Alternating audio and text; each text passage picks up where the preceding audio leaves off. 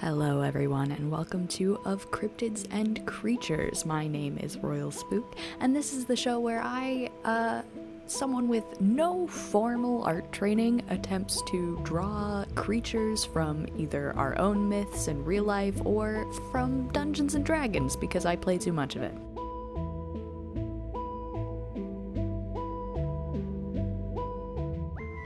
So the first creature that we will be discovering together, I guess, is a Myconid. Myconids are known as the fungus ones or the fungus folk in D&D lore and are exactly what you think they are. They're mushroom people. You can see in this clip that I'm starting to draw a mushroom. So, surprise, surprise there. Usually these creatures are found in the Underdark, if you know what that is from D&D lore, and they range in size from anywhere to 2 feet to 12 feet, so these folks get pretty big. Obviously, my drawing is not indicative of size, if you know how large pencils are, and my canvas is not 2 feet long. So you're gonna have to use your imagination there, but that's what D&D is it not? So what I'm gonna do now is kind of draw your attention back to what I am drawing here in this clip, and I'm gonna apologize first and foremost for being left-handed, and that means with traditional art you're gonna see my hand go over the canvas several times, so there may be parts of this speed draw where you can't exactly see what I am doing, and I apologize profusely for that, but I cannot change the fact that I am left-handed. You can see here I'm starting to draw little mushroom folk, little spores and things hanging off of them and growing out of them, and I originally went for this skinny frame, and then I decided he had big hands, and I don't know what the inspiration there was, but my brain was like, draw big hands. Maybe it's because I didn't want to draw legs, but who knows, honestly. I should, because I am the one who drew it, but that's art, baby. It's kind of go with the flow, and that's how I learned to do it. I taught myself. So I'm probably not super great at it. Let's get back to the mushroom folks, people. Let's learn a little bit more about them. So Myconids usually live in groups called circles. I think that's pretty fun because, you know, mushrooms sometimes grow in circles, and that's how we get myth about fae and fairy circles. We can maybe get into that at a later date if you guys want to hear about that.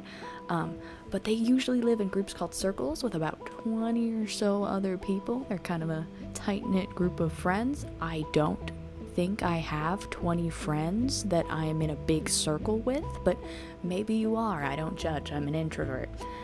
This is me from a couple minutes in the future as I'm listening back to what I was saying here, and you know, I would go back and describe these circles of people as you know, when you're in class and you have like a big class project you have to work on together, that's what the circles are, because each circle, there's about 1 to 10 of them in Myconid societies, and these 1 to 10 groups have like a specialized task that they do. So this is kind of akin to working on a big class project with a class of like 20 people. So I guess they don't have to be friends. I don't know these Myconids personally, and maybe they're not friends. I only have the wiki to work off of, and D&D is all about making your own stories, so honestly, who knows what I'm talking about at any given moment.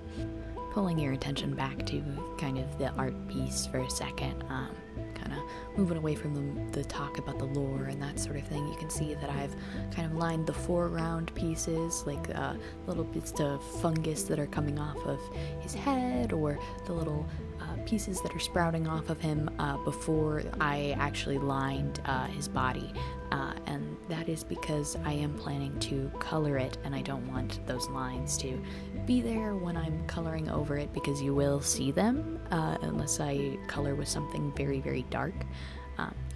So that's just a little bit of process there. You can see I'm just going in with a fine liner, and then in a couple of moments I come in with a thicker pen and I kind of make some thicker lines in certain places and bring some things to the forefront, or as best as I think that I'm bringing them to the forefront. You'll see some lines that I color in here under the cap that get completely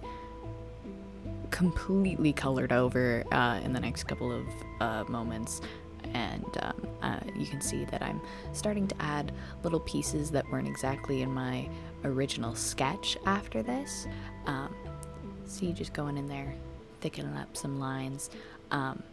I apologize for the shakiness of my camera. It is attached to my desk in a way that if I bump it really bad, it will shake, and I'm working on getting that fixed up. But yeah, just a little bit of insight on that. A little bit of shadow, a little bit of making some stuff pop, and then we'll get into color in a moment. Before we hit that, though, I'm going to finish talking to you about Myconids and Myconid society. I know we've talked about the circles and how many people are in the circle, but let's talk a little bit about leadership. So Myconids are fairly peaceful when it comes to races, but obviously this can change as pressures and that sort of thing come on, just like humans, just like anyone in any sort of fantasy situation. Obviously there are outside forces, but generally they are a very peaceful race. Each of the circles leads themselves. They have 4 leaders, each from 4 different age groups. Myconids only live to about 24, and I know that sounds super young, but they're mushroom people, and this is a fantasy world, so what do you want from me? I don't control the rate at which Myconids age. But they only live to 24, and the main leaders of the group are from 4 different age groups. Now, if you're dividing 24 by 4, you might think, like, hey, that doesn't work math-wise, but also, if Myconids progress in age every 4 years, that leaves about 6 groups, and we don't let babies lead anyway, so, like, it works out in the end, don't worry. But of course, all of these things can change depending on games you see them in or stories you write them in, because DMs have creative freedom to do what they want with their own worlds, and not everything is set in stone. That's the fun thing about D&D. So I think it's important to realize that, you know, these are just a fun little option for you to either include in your games or even play. A lot of people have come up with homebrew stats for you to play a little mushroom guy in your next campaign, and I think they're really interesting and really fun. You can see here that I've gotten into the swing of coloring as I was explaining to you some stuff about Myconids. I'm going in with a lot of blues. I wanted to go for this bioluminescent vibe, but I didn't want to necessarily stick to green, and I'm sticking to some like grays and browns for the skin tone and for these like hand wraps that I drew. I don't know why he has hand wraps, but I guess, you know, they're kind of a fun character thing to add. I was slowly kind of maybe developing an idea for this guy here, and maybe, I know I said Myconids are generally very peaceful, but I feel like he could be a fun, like, barbarian type character who lost his circle at some point. Just a little glowy boy, maybe like a storm herald or something. Let me know if you have any fun ideas if you play D&D and you watch this little video, my little art, and just, you know, what do you got? Yeah, you can see I'm kind of going in with a little bit of shading. I don't really know how to shade with markers, so I was just like, let's go for some kind of funky gradient type thing. And then you'll see here I go back in and with my liners I line some stuff that I accidentally colored over so it pops a little more, and then you will see in just a few moments I come in actually with a white gel pen, which I found really makes little details that you color over in a dark color pop really well, like that underside of the mushroom, and really adds to that like glowing feeling. And I'm just kind of playing around here, seeing what works. And I think he turned out pretty good. I'm really proud of this, and I'm really excited to see where this series goes and how my art improves, and let's draw some stuff that I've never drawn before.